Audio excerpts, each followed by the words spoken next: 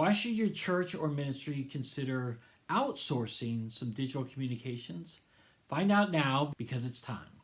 You're listening to the Church Digital Sidekick Podcast, part of the TCD Podcast Network. Hey heroes, my name is Tom Pounder, and this is the Church Digital Sidekick Podcast. This is the podcast where I bring on ministry leaders and we talk about how you can do ministry more effectively in this very digital and online world. And today I'm bringing back Justin Nava. Justin has his own marketing agency, and today we talk about what it looks like for a church or a ministry to outsource it. Now, hear me out a little bit. I'm not into outsourcing really, but there are sometimes some exceptions. And today we talk about what those exceptions are. And Justin really breaks down the importance of outsourcing website and email stuff, because there's some real great opportunities for your church or your ministry if it's done properly. And so Justin and I talk about that, what it looks like, and how you can do it today. So that's what we talk about, and I'm excited about having them on the podcast. But before we get into that, I want to highlight theChurch.digital. At theChurch.digital, we have some great coaches, some great cohorts, some great blogs and podcasts, all designed to help you in your online ministry, whether it's metaverse ministry, digital ministry, whether it's just digital communications or whatnot. If you're dealing with online ministry in any capacity, the Church.digital is the place to go. So if you've never checked it out, go there right now. Check out all the blogs, the podcasts, and the resources, and see how you can be encouraged to do ministry more effectively today than you were yesterday because you're checking out the Church.digital. All right, everyone. Well, now let's get into the conversation with Justin Nava. All right, with me right now is my friend Justin Nava. Justin, how are you? Doing fantastic, Tom. Thanks for having me today. Thank you for your audience for listening or watching, however they're doing it today. I am so glad you're going to listen to this episode. My goal for today is to make this the most valuable thing you listen to all week, nay, all month, and I'm excited to get into it. Well, then I'm just going to shut up then and just let you do all the talking. No, just kidding.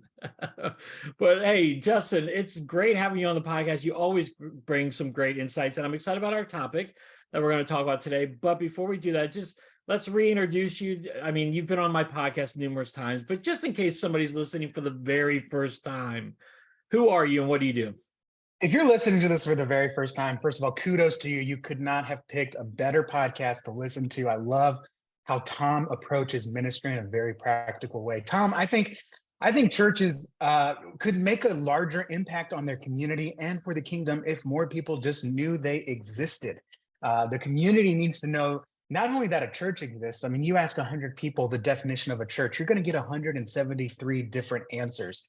Yeah. What I want them to know is that your church exists, that your church is for them, the local church, the church that's not out there to put on a fancy production, a church that's not out there to put on a show, and it's certainly not a church out there that's just to fund the pastor's bank account. This is a church that seriously wants to love like Jesus loved, served like Jesus served, and equip people to go out and make disciples like Jesus told us to. The community needs to know a church like that, your church, if you're listening to this, that you exist. And so what I did was I started an agency, Nava Church Marketing, to help churches go out and promote themselves, be better known, to open up new discipleship opportunities. We do that through numerous ways. Basically, it's through knowing who you are, helping you figure out and filter out all the ideas in your head to communicate who you are, why you are, basically figure out who you're equipped to serve and go out and be known by those people.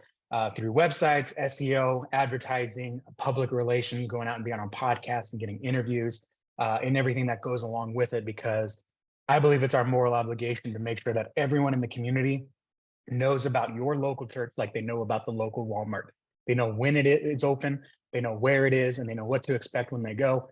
Everyone should know where your church is, who you are, when you're open, and what to expect when they connect with you. So I'm excited to be here now. If you didn't know about me, I take full responsibility for that. I'm so glad we're having this conversation now. Well, that's awesome. And we'll tell people where to connect with you a little bit later in the show, and it'll be in the show notes. So if you want to click on the show notes, you can. I love your passion for ministry. I love your passion for helping other people. I don't like your passion for the Houston Astros, but outside of that, We're good. We're good. You and I are You, good. you're going to have to deal with it because we just had a walk off. We just had an insane 5-run comeback 2 nights ago. We didn't play yesterday. 5-run comeback with a walk off. I'm super pumped. The season's not as strong of a start for the Astros, but hey, we'll have our time against you in the playoffs, I'm sure. It's a long time until it's a long season. And Yeah. I will say I'm just pleased that the Nationals don't stink as bad as I thought they were going to stink this year. So that's And I'm disappointed because the Astros have not been rocking as hard as I thought they would rock. So I don't know. We'll see. I would love to go face off against the Nats against in the World Series again. You and I are sure are going to do another stake bet. But anyways, hey, this isn't sports talk with Tom and Justin. Let's get back to the let's get into conversation it. here before too many people tune out. Okay, so here we go. Here we go. I'm going to paint the picture for you, Justin, and I'm going to talk to you about this. Is like in an ideal world, you have a church, whether it's a church of 50 or a church of 5,000, you have a church congregation that loves your church and want to be a part of your church, and you have a church staff that would love to get things accomplished, and we can't do as much as we'd like to because there's only so many hours in the week and whatnot. But that's why we have a volunteer team that comes and helps us and supports us. But sometimes there are things that you can't get accomplished. Maybe a volunteer or volunteer team can't get accomplished. So we're going to talk about like outsourcing some of the stuff. Well, my first question is, what is outsourcing? And then let's get into some more of the nitty gritty of it. Sure. So outsourcing, and if you think about it, with my definition, volunteers are outsourcing. It's a form of outsourcing. Good. But outsourcing is basically going outside of your staff to get a job done that needs to be done. Now, usually outsourcing is that vernacular vocabulary is used in terms of service oriented businesses. I mean, if you think about it, hiring a plumber is a form of outsourcing. If a pipe breaks, pastor could fix it. A staff member could fix it, but you're probably going to outsource it to a plumber that has expertise in fixing that pipe. So outsourcing, when we talk about it today and in the future, if you see anything from me and Tom, we're specifically talking about hiring from outside your staff or your organization to get a job done, usually in the term of service. And of course, we today are mostly talking about communication and marketing outsourcing. Yeah, and because I think communication and marketing are very niche things that you really have to be good at in order to be effective at doing it. I mean, listen, anybody can put together an email, anybody can put together a website, anybody can do this, but you really have to know the nitty gritty of it to really be effective at it. So let's talk about outsourcing. Again, we're beyond like church secretaries used to be able to do the communication stuff and get the bulletin together and all this kind of stuff together. But now it's so much more digital, and there's so much more to it than just the church bulletin that you would put together once a week. What does outsourcing look like for marketing and communications at a church today? Well, first of all, I want to clarify again, we got to get on the same page with vocabulary. I think this is something that we've made a mistake in with trying to be not politically correct, but emotionally correct. I think a lot of churches want to avoid the word marketing because marketing has such a negative connotation in relation to sales. But really, we need to take a step back and we need to realize as churches that communication includes marketing, but marketing doesn't necessarily include communications. By that, I mean, when I talk about church communications, that is your internal communications. Okay. If you work in a business, if you're bivocational, if you're volunteer, if you ever worked in a business in the past, you have to understand that there's both external and internal communications. For example, let's take, for example, a fencing company. I have a friend that runs a fencing company. He has a service area of 3 million people in Houston, but he has a team of about 7 people and maybe a dozen contractors. Okay. So there's 2 forms of communications. There's communications internally, where as a business, you've got to communicate to your staff, your team, your HR department has to communicate to your staff, your finance team needs to communicate with your personnel, and your management needs to communicate to their team and the other managers, right? But then you have external communications, which is we need to promote our services to be known in the community. So when someone needs a fence, they know who to call. Same thing for churches. We have internal communications and external communications. The reason why, despite the feelings of everyone else, it seems sometimes, the reason why my agency is a marketing agency is because we are focused on helping you get known in your community. Now, I love how you said like the secretary used to be, or the receptionist or whoever, the youth pastor even used to be great at doing the bulletins and the newsletters and the emails. I think they're still great at that because it's internal communications. Mm. It's communicating to your people. And as churches, we have a much harder job than say the fence contractor because they have a staff of 7 and they just need to keep 7 people on the same page. As churches, we have churches as small as 30 people plus a staff and leadership of maybe a dozen that we need to keep on the same page. And as we grow the church, that number becomes even greater, 30, 50, 100. Now you've got a receptionist that's in charge of keeping 100 people on the same page. And we all know how difficult that is at the end of the year when you try to get end of year statements out, okay? You know how hard it is to keep everyone on the same page with that. And as American churches are trying to reinsert ourselves as cornerstones of the community, meaning we're here to serve the community. We're not televangelists. We're not crazy hoo-ha people, right? We just care about our community. We want to improve your life. We want to change your life through Jesus Christ. We want to live life together. We want to form a faith community. You need to communicate that externally. And so while you're trying to figure out how do I communicate to these 100 people and keep them on the same page, it becomes even more daunting to figure out how am I going to communicate to 50,000 people in our town, of which 10,000 our church is absolutely equipped to serve. So how do we even communicate to those 10,000? That's the really hard part of doing it. So I want to make sure all of that to say that you understand, listener, and Tom, I know you understand, is that communications is almost separate from marketing, in that marketing is a form of communications, but communications is not always a form of marketing. So when we discuss today, and if you ever listen to me in the future, when I refer to communications, I'm more talking about your internal communications, your newsletters, your emails, your text to your congregations, phone calls. When I talk to marketing, I'm specifically talking to people that are not part of your faith community, not part of your church membership, not active participants or active attendees. These are people that may know your church, may not know your church, but they are not plugged in. So all that to say, Tom, so yeah, we used to, the receptionist or secretary, whoever used to do communications, but that's because communications was really just internal stuff. The church was the cornerstone of the community. People trusted the church. They had, they trusted the authority of the church, the experience of the church. And thanks to social media itself, news, whatever, all of the negative stuff, because we're humans too, has gotten out there and people just inherently don't trust the church, or they have their own form of church hurt that they have to deal with. And, unfortunately, we have to overcome that. We have to fight a battle that another church has set up for us. So we have to do that as part of marketing. So all that to say, I think a lot of church communications has been easier because it was mostly internal focus, where now we have to turn and put some effort and energy externally. And that's what's made it really difficult, is now that receptionist now has to be not only a communicator for the church, but also a marketer for 10 to 50 to 100,000 to 1 million people. Yeah, no, 100%. The job has become too big, Yeah.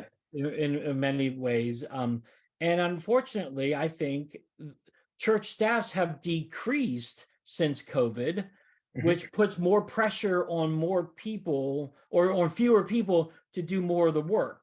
And so that's why I think outsourcing is a very viable option here for you and your church. But one of the barriers, I would say, this is one of the barriers that comes to mind, is, as you and I were talking about this beforehand, is that there's a money component to it. There's a financial, like, oh, I don't want to have to pay somebody for doing this. I think we have to get over that roadblock, because I think that's not a really adequate roadblock to prevent us from doing something. So how would you encourage people in churches to overcome that? What would you say to them? Yeah, and I absolutely get it. It's difficult to say we could do this ourselves. Why should we have to pay someone to do it? The reality is we do that all the time. Ministry is not excluded from that. Take, for example, You go out and you got to buy some pencils. Okay. You're going to outsource the process of creating that pencil by going out and buying a pencil. You are not going to go down, chop a tree, dig in a mine to pull out the graphite, I don't know, whatever they use in pencils, and then go down and also rubberize a tree or whatever to make the eraser. You're not going to do all that. You're going to go out and buy an eraser, because the fact is, the people that are making billions of pencils can make them faster, more effective. They can make a better pencil than you ever could by yourself. The reason why we hire a plumber is to think about a service, right? That's consumable. Let's talk about a service, is because as a pastor, you could go fix the plumbing, or you could get a volunteer who knows a little bit about plumbing to fix your plumbing, but you're going to have to also buy duct tape. You're also going to have to take 3 trips to Home Depot on the church credit card, probably. You're probably gonna have to keep a closer eye on them. You're gonna have to work around their schedule because they may be bivocational. Or you could just hire a plumber. They come in. Yeah, you're gonna pay them a little bit more, but they're gonna get it done in 5 minutes. It's gonna be warranted, right? And you could, for example, a great example, Tom. If you're watching, is this video or is this just audio? It's both. It's both. Yeah. Perfect. If you're watching the video, it looks like I'm calling you from a prison conference room. The truth is, normally you know what my office looks like. I am here because a plumber, instead of paying $150 for a plumber to fix our guest bathroom, I tried to do it myself, and I caused $36,000 of housing damage due to a leak. Okay, I am the prime example of, man, that $150 plumber sounds really cheap right now, and now I have to spend, and now me and my 2 kids and my wife have to spend a month and a half leasing a house from my dad.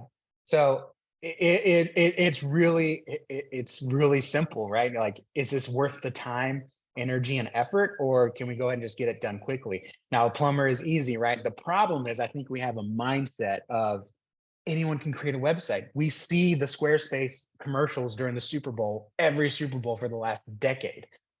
We get advertisements. 365 days of social media posts.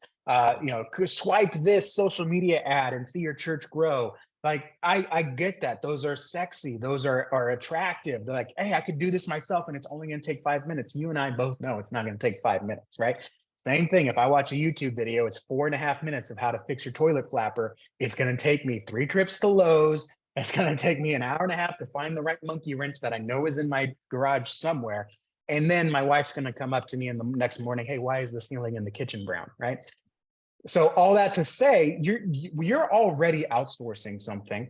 I think there just needs to be a mental unlock of, this is something that a professional can do and can do well. Now, let me bring it back to our conversation on communications and marketing. Again, I started a marketing company because what I like to do is take what you have and bring it to the masses. I am not, and my team is not, going to create your social media posts organically. We'll run your ads, but we're not going to do your social media posts. We're not going to do your bulletin. We're not going to do your emails, because that's internal communications. I believe that is best handled by someone on staff or volunteer, someone that's involved in the church, because you're internally speaking. It's one body part talking to the other body parts. What we do is we take your body and say, hey, look at this person over here. They're onto something. You can be like them, or you can experience the same transformation as them. So when you're looking at communications, like, keep doing your own communications, because no one's going to do it better than you. Church, especially in the church communication space, agencies are coming and going because they think they can do that at scale, but it's really, really hard. So that's why we're focused on the marketing part of it. You bring us in, we're going to bring your church to the masses, or we're going to bring the masses to your church. That's the important thing, because again, it's really hard to communicate just to the 30 to 100 to 1,000 people in your church. It's near impossible unless you have a marketing team of 3, 4, or 5 on your staff, in which case you're going to be paying $100,000 to $200,000 of salary, or you can pay an agency a couple $100 up to a few $1,000s a month, and you get the whole staff, right? You get the brand designer, you get multiple designers, you get a copywriter, you get a web designer, you get ad designer, you get ad SEO specialist, you get a PR specialist that's going to book your interviews. You get all that for the price of one, maybe full-time communicator. And if you think about it that way, it's much cheaper, even though it's not a W-2 employee, it's much cheaper to outsource than to try to have one individual handle all of that.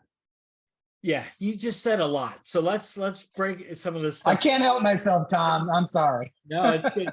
Listen, I love a good YouTube video just as much as the other one. I actually saved myself some money by watching a YouTube video to fix a few things here or there. One thing I will not do is touch anything where the water line is involved. And so that's when I will hire someone. So I've learned dishwasher, that. I have garbage learned that disposal. lesson now. Yeah, I mean, I've picked, my washer before, but it was not a water component washer thing. But the reality is, in this day and age, you can go on YouTube and learn how to do a variety of different things. But like you said, when you say yes to something, you're saying no to something else. And with ministry leaders, we are so booked with so many different things. You could probably learn how to do these things, but as Justin already highlighted, you're gonna have to watch the video. You're gonna have to practice a little bit. It's gonna cost you way more time than to just hire someone to do it. And I also think too, if finances are a problem and you're like, we don't have the money for this, well, then maybe you do a campaign where you do run money for this. Again, vision bleeds. If you cast the vision to your church to say, this is why we need to raise some money because we need to do X, Y, and Z. You cast the vision and show them what's going to happen because of this. I believe that you can really raise the money for outsourcing marketing kind of stuff. But also the thing about it is it is like what Justin said. It is cheaper than hiring someone full time because you don't have to do benefits, you don't have to do all these other tax stuff. By you outsourcing, just paying a flat fee for something, it is really relatively cheaper. Yeah, and I mean, if you want to talk benefits of hiring an agency, we don't take vacations, right? We don't get time off. We don't take 6 days. Okay. Mhm. And we're easy to fire. We're easy to hire and we're easy to fire. Okay. Yeah. Some states it's impossible to fire people, even if you are a religious organization. Other places, you try us for a few months and either you get your money back through a refund because there's a trial period or a refund guarantee. You don't have that with employees. And also, you hire a W-2 employee. I mean, you're literally putting someone's full-time livelihood. And if it doesn't work out, it's going to be even harder to fire them. Whereas an agency, yeah, we have a relationship. We have a business relationship. And us personally, we will do whatever it takes to correct an issue if there is an issue. But it's not going to be while we're in Hawaii for the week on a honeymoon. If one of us takes a honeymoon, there is someone else that's going to pick up that slack. So if you want to talk about the benefits, that's a few benefits. Now, there are some red flags. You can't just go out and hire any agency, which we can talk about that if you want, Tom. But yeah, there is certainly advantages to having volunteers and staff to do the work for you. But again, volunteers, they're going to take a lot of time. They're going to take a lot of overhead. They're going to need a lot from you. And they're going to have to learn a lot. And even staff people are going to have to learn a lot too. In fact, that's kind of how I got my start was I had to learn how to make a website because I was hired on to do IT and I had no idea what I was doing. And essentially the church paid me $18,000 in salary to learn how to make a website. Yeah. Whereas they could have just hired an agency for they could have hired a primo agency for half that. No, that's right. Well, what have you seen to be some of the more effective things some of the more popular things that people are outsourcing today? So again, I think the main thing you need to outsource is either your marketing or some kind of design, even if it's going to be internal stuff. Anything these days can be outsourced, Tom. I mean, really. I mean, we've even got, and I don't think it's necessarily a bad thing. Some pastors might. I don't think it's good. I don't think it's bad. I think it's what it is. We've even got some places that some churches that are outsourcing their sermons, right? We have platforms now that will help you write your sermons. I think it's no different than a youth pastor that does, hey, we're going to do a Dave Platt series for our youth group or an Andy Stanley series for our youth group, right? You're outsourcing this content to help you teach your students. So instead of sermon planning, you're actually spending more time discipling your kids because you're not behind doing research and in logos or whatever it's pronounced. You're not doing all that stuff. You're outsourcing that. So anything can be outsourced. The main question is it helping you accomplish your mission? If you're outsourcing things because you want to do it and it would be nice, but it's not going to help you make disciples, reach people, change your city, grow the kingdom, whatever your mission statement is, it is a waste of money, even if it's the best deal in the world. So I love outsourcing things. People love to go find freelancers, part-time contractors, agencies. That's all great. Just make sure it's aligned with your mission. If it's aligned with your mission, there's no such thing as a bad deal. But my favorite things right now for outsourcing is either going to be design. So, hey, can you design our website even if we take it over because we can't pay you monthly? Can you design a new bulletin template? Can you design couple email templates that we can use for our sending? I love one-time. We don't do that, but I love one-time setups. So at least if you're going to manage it, you don't have to spend months trying to figure out how to set it up. You just walk into a furnished home. I mean, we love that, walking into an Airbnb versus walking into an empty house. Yeah. No, that's great. And tell people again why having a great website design is really important. So a great website design is going to enhance the message. I will actually tell people that the website design is secondary. The content of the website is primary. Nobody ever came to church because they had a beautiful website, okay? They come to church because the website shows them a life they could have. It shows them why their life isn't working out right now, and it introduces them to a messianic figure that can save them from their burdens and give them an everlasting life. Now, the design enhances that message, but if you have a pretty website and you don't have content that actually backs up and supports and accurately represents your church, that is the equivalent of having a sharp dressed, nice suit, shiny shoes preacher that isn't preaching the Bible.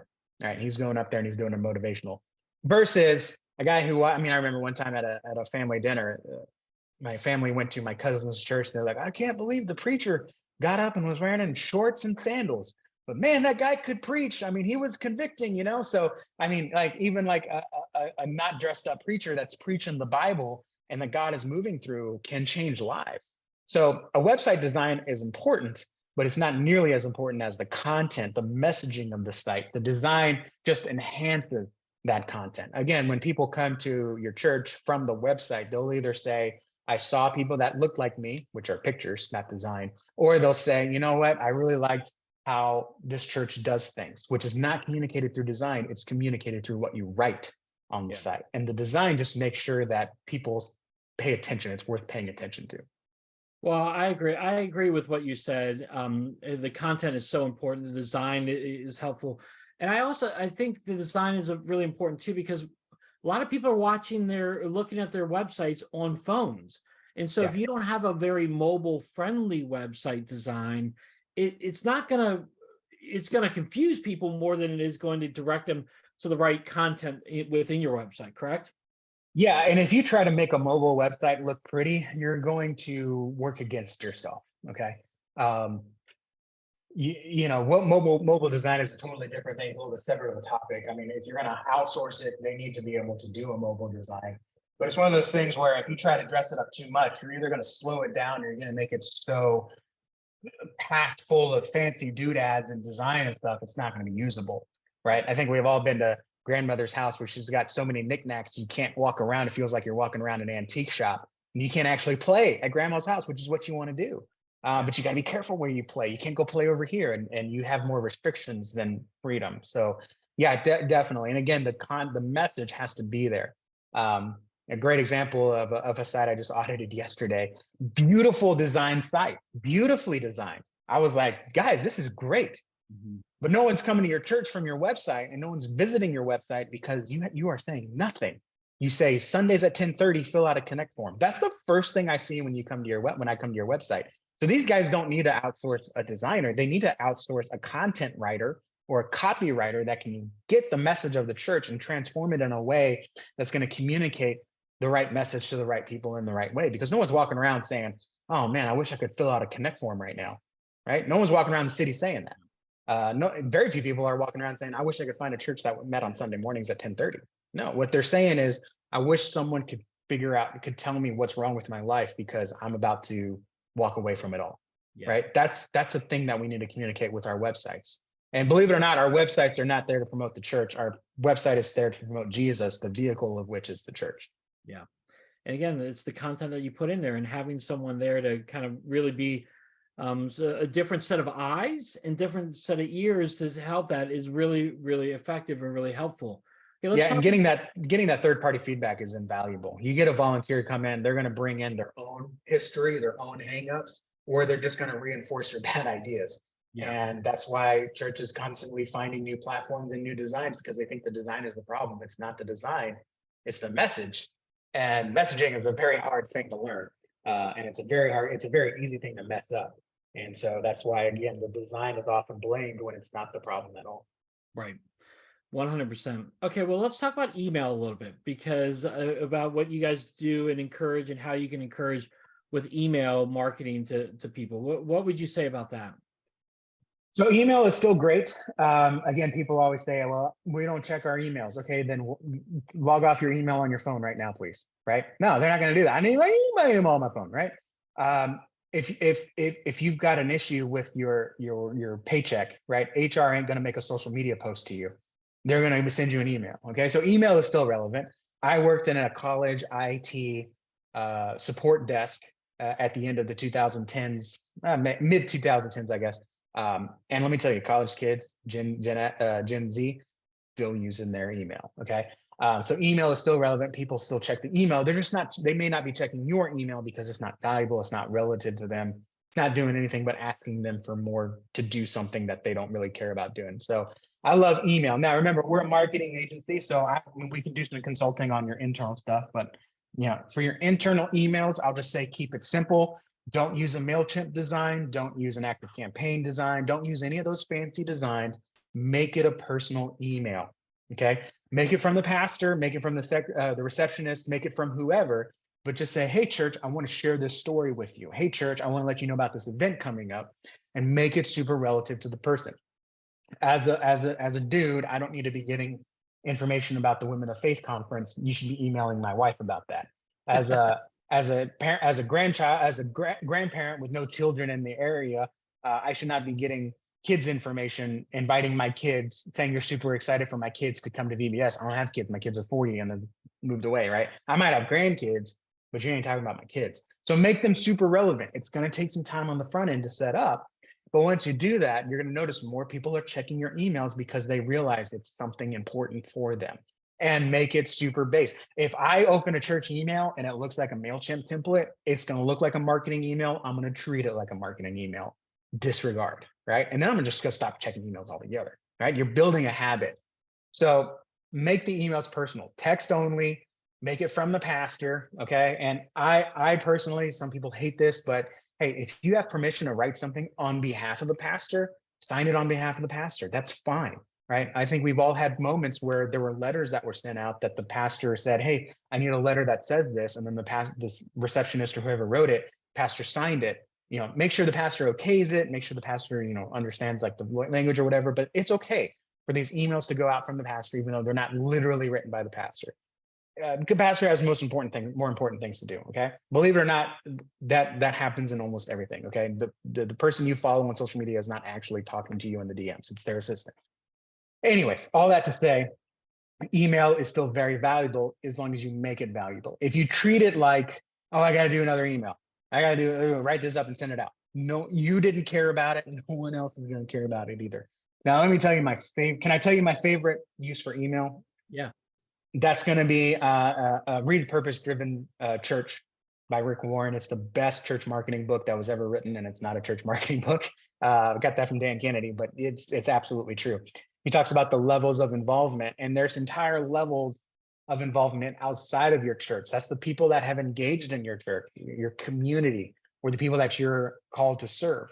And you have their emails. And if not, you could be getting their emails. Every block party you do, every VBS you do, every person that visits but didn't come back but did a connect card, you have their emails. Use them. Use them. You don't have to just call them after they visit and say thanks and then never or put them in an automation where they get automatic text inviting them back. Again, you're not thinking about it. They're not going to think about it. But you can use those emails to say, hey, we appreciate you coming. Hey, here's a cool story from another parent that had their kid come to VBS or had their kid come to camp. Or thanks for coming to the block party. This was so amazing. By the way, we have this other event that if you like that, if you had a good time, we want to invite you back. Again, it's personal. It's not a marketing email. It really looks like a personal email, and that's great because it should function that way. And you can encourage one-on-one dialogue. Get a random email from the pastor. Hey, so-and-so, haven't seen you in a little bit.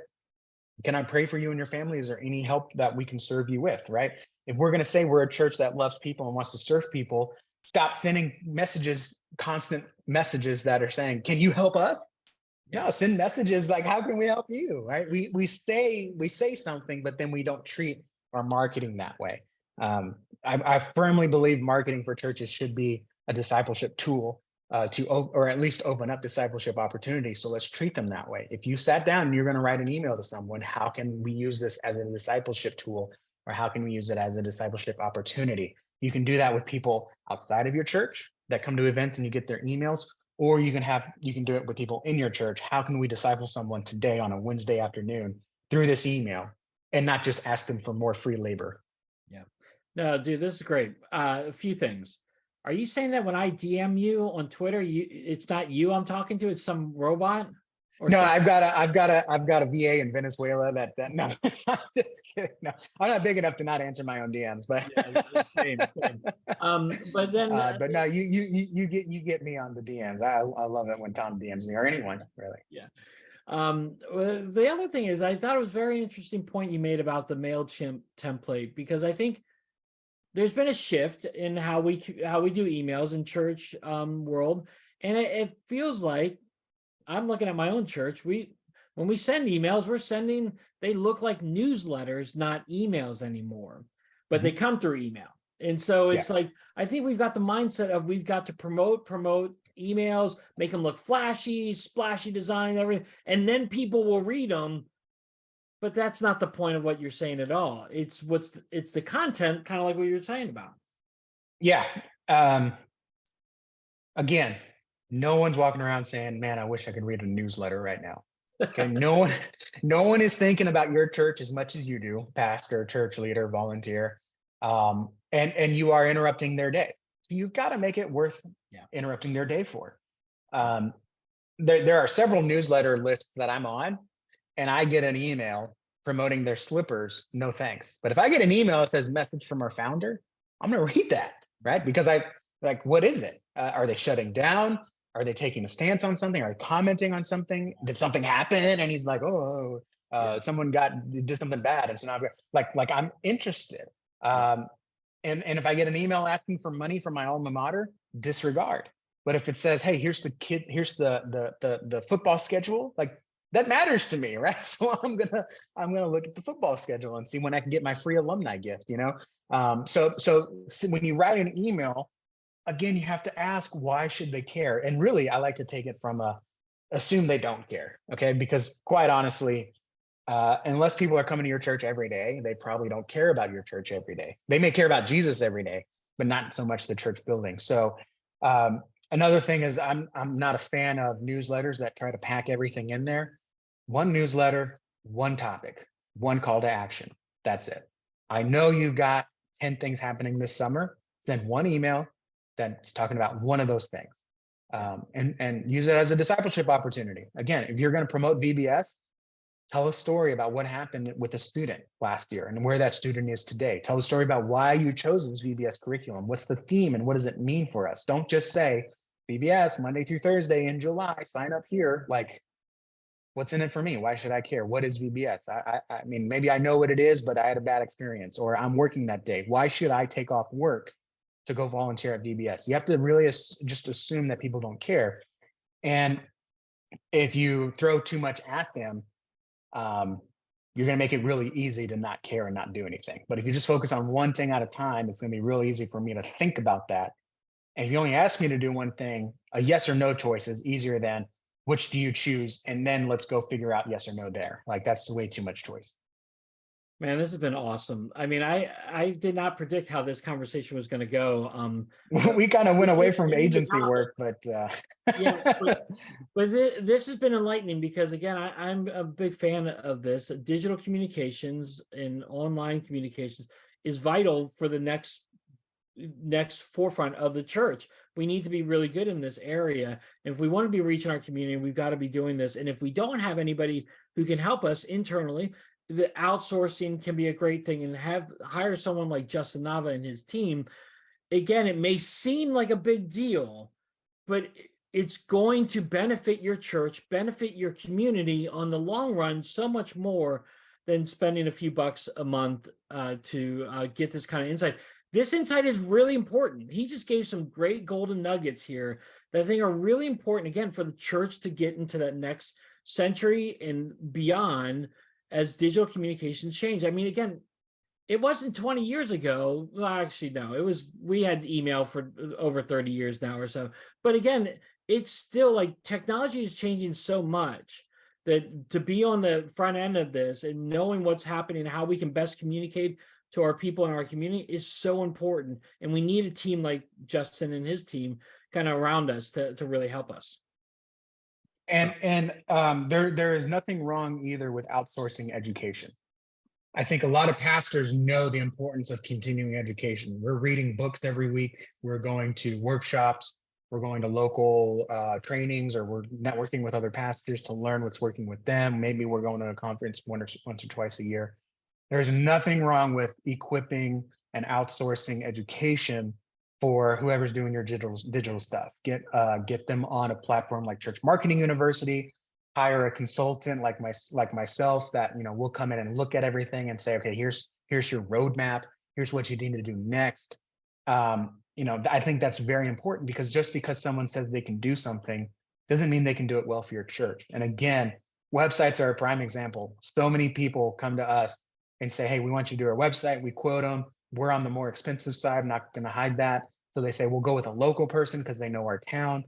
But the local sign shop that also does websites, they can do consumer websites. They can't do relationship building, discipleship focused church websites. Mm-hmm. And so then they come back to us 3 years later thinking it's the design, when really it's the strategy, the intent, and the messaging within it that you just can't get from a commercial website developer.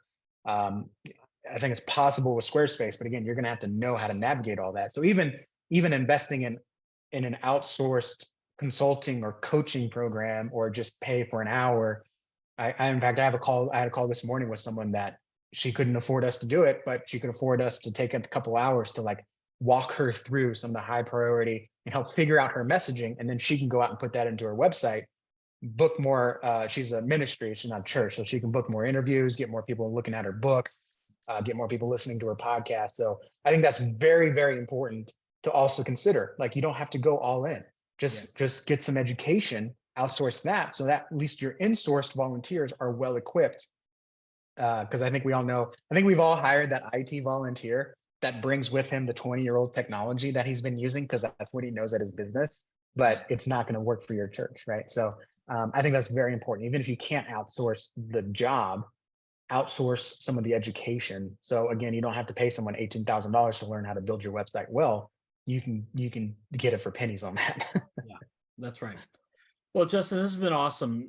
If someone's listening right now and they're like, man, I got to talk to Justin immediately, how would you say, where would you connect them to? If you want to talk to me immediately, 832-861-7654. I answer the phone. I think I was one of the things where I started my agency, and I said, what's wrong with agencies? No one wants to talk to the people that are paying them. I think that's wrong. So anyways, if you want to talk to me immediately, you can send me a text or call me on that number. But really what I want to encourage you to do, what I want to encourage your audience to do, is if you want to learn more about what it means to be better known in your community, to get people saying, when's the next church service? I have to go, or there is something here that I need for me. Just open up the same podcast app you're listening to this, or on YouTube, and just search for the best known church show and hit subscribe on that, because we're on a little hiatus, but we're coming off of it because of the whole, I can't use my office right now. But that's exactly what we're talking about, is getting your church out there. What is it going to take to be better known, to be actually known for who you are as a church? And again, for people to know, love it or hate it, this church is out to do some good in this community, or this church is out to transform some lives through Jesus Christ. I like to say, even vegetarians know the best steakhouse in town. And even though there are some people that are going to hate your church, they'll at least hate you for the right reasons. Right. Now, dude, Justin, this is so awesome. Go find the best known church show. in Uh, your podcast app or YouTube. I'll include it in the links. I'll also include it in the your website and your Twitter handle because you are very active on Twitter, which is great. So I appreciate that. I appreciate that, Tom. Yeah. Hey, Justin, as always, it's great talking to you. Thanks for being with me today. Hey, thank you all for listening. If you have any other questions, you can, is there, I don't know, find me somewhere, just search me or whatever and ask those questions. I think the worst thing you can do is have a question and then forget about it. Like you have a question right now, you should ask it, ask Tom, ask me, ask someone, because I think that's the great thing about podcasts. Is it's not just to learn, but it's to get you critically thinking, what can I do next? I love that. Thank you very much for listening. I hope this was the most valuable show you've listened to this week, this month. And thank you guys. God bless all of you. Hey, thanks, Justin. All right, so what did you think? What stood out to you? What encouraged you? What questions do you have? I would encourage you. This is an important topic. Digital communications is really important. And if you're spending a lot of time trying to figure it out yourself, you may not be using your time or your money wisely. Because like I said in the interview, when you say yes to something, you're saying no to something else. And so today we want to make sure that you're saying yes to the right things and working on the right things so that your ministry and your church can be ministering to the community that you are serving right now. And that may involve outsourcing. So, what questions do you have? What thoughts do you have? Hit me up. You can put it in the comment section below. You can email me, Tom@thechurch.digital, or you can hit me up on Twitter @TA_Pounder. Justin's on there as well. Click on his link in the show notes. We would love to talk to you a little bit more about this. Even if you don't hire Justin, Justin's not into doing this just to get hired. He's in this because it's really important and he wants to encourage you. So hit us up on Twitter, email, or whatnot. We would love to talk to you a little bit more about this so that you can be serving your community more effectively. All right, heroes. Well, thanks so much for being with me today. As always, if you enjoyed the podcast, subscribe to it. It's on YouTube. It's in Facebook groups. It's also on Apple, Google, Amazon, all the different podcast platforms. Subscribe to it there, your favorite one, and listen to it every time it comes out. We would love for you to do that. And we'd love for you to rate it. If you enjoyed it, rate it and give us a positive review. All right, heroes. Well, I hope you have a great rest of your day, a great rest of your week. And until next time, have a great one.